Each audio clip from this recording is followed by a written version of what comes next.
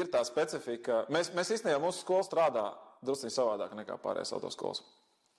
Un tās galvenās atšķirības arī ir saistīts ar instruktoriem. Tad mums arī ir pilnībā elektronizēta, attālināta pieteikšanās. Pats klients savu grafiku kārto, un pats klients var izvēlēties, kad, no kuras vietas, ar kādu veidu automašīnu un ar kuru no instruktoriem braukt. Līdz ar to var kaut vai uz katru nodarbību mainīt.